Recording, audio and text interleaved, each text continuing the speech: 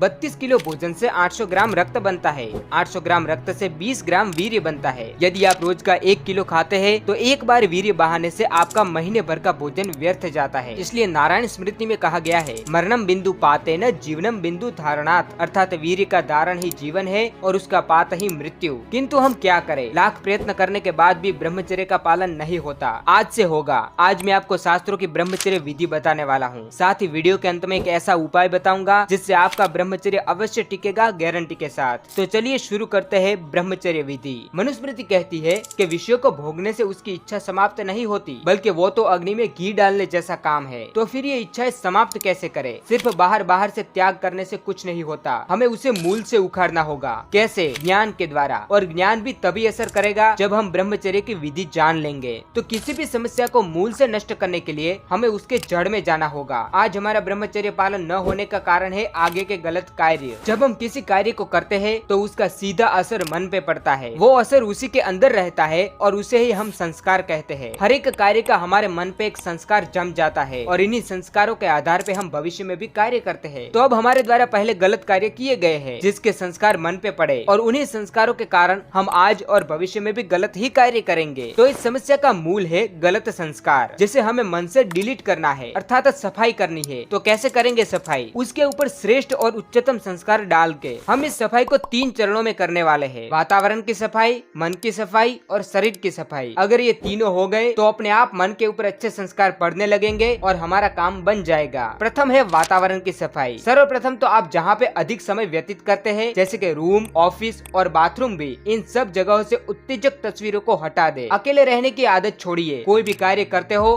तो खुले में करिए जहाँ सब लोग आपको देख सके। किंतु इसके अलावा आप 2 और जगहों पे भी अधिक समय व्यतीत करते हैं, मोबाइल और कंप्यूटर। मोबाइल में से हर एक वो चीज निकाल दे जो आपको उत्तेजक बनाती है। सोशल मीडिया पे उन्हीं लोगों को फॉलो करे जो आपके जीवन में कुछ ऊंचा दे रहे हैं। कंप्यूटर में भी इसी तरह की साफ सफाई होनी चाहिए। आप स्वयं उनके मालिक बनिए, नौकर नहीं। दूसरा है मन की सफाई। इसके लिए मैं आपको 2 ही वस्तुएं बता रहा हूँ, सत्संग और बुक्स। उन ऊंचे व्यक्तियों को सुने जिनकी चेतना वास्तव में ऊपर उठ चुकी है। वही वचन आपको पार कराएंगे। मेरे जीवन में यदि किसी ने परिवर्तन किया है तो वो है सिर्फ पुस्तकें। ये आपके मन को बिल्कुल निर्मल बना देगी। भक्ति, ज्ञान और देश हित की पुस्तकें पढ़े जो आपको वास्तविक जीवन से परिचित कराएगी। जब मन निर्मल होगा तभी उस पे उच्च संस्कार पड़ेंगे जो न सिर्फ ये जन्म बल्कि आपका आगे का जन्म क्या होगा ये भी निश्चित करेंगे। किंतु जब कामेच्छा उठती है तब कुछ याद नहीं रहता, सब कुछ भूल जाते हैं। अपनी इस कामेच्छा को नियंत्रण में कैसे लाएं, इसके ऊपर मैं थोड़ी ही देर में बात करूंगा। पहले हम तीसरा शरीर की सफाई देख लेते हैं। मुख्य 2 वस्तुएं हैं, श्रम और आहार। प्रथम श्रम। शरीर को उस हद तक थका दीजिए कि वो कामुकता में सक्षम ही न हो पाए। किसी भी तरीके से थकाइए। वीर्य में इतनी ताकत होती है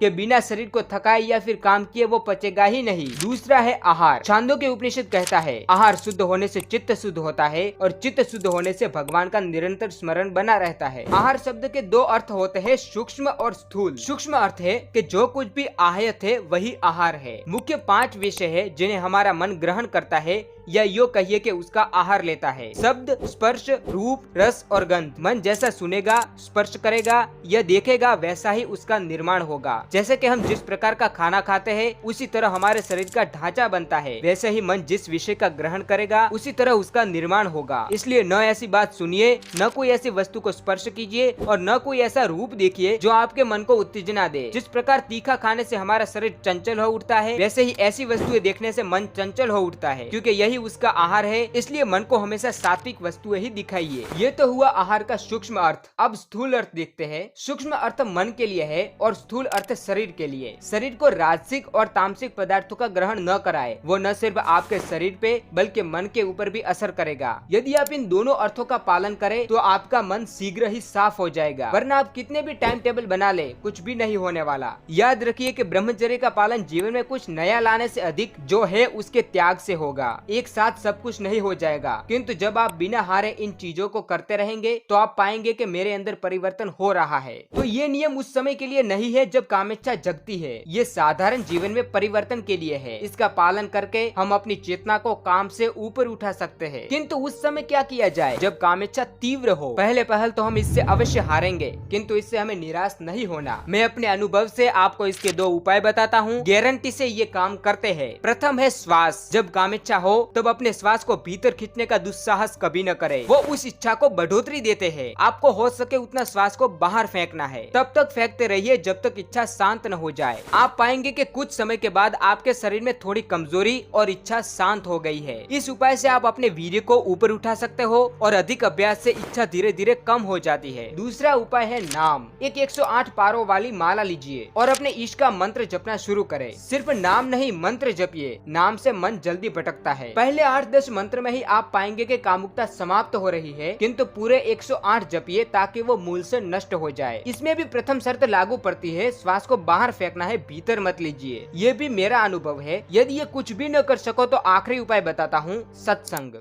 अच्छे व्यक्ति का संग आपको अवश्य ऊपर उठाएगा। इसके अतिरिक्त एक बुक है ब्रह्मचर्य, हो सके तो मैं लिंक दे दूंगा। उसने भी मेरे जीवन में काफी परिवर्तन लाए हैं। हार मत मानिए, 1000 बार गिरेंगे पर हारिए मत। मिलेंगे हम अगले वीडियो में, तब तक जय श्री राम।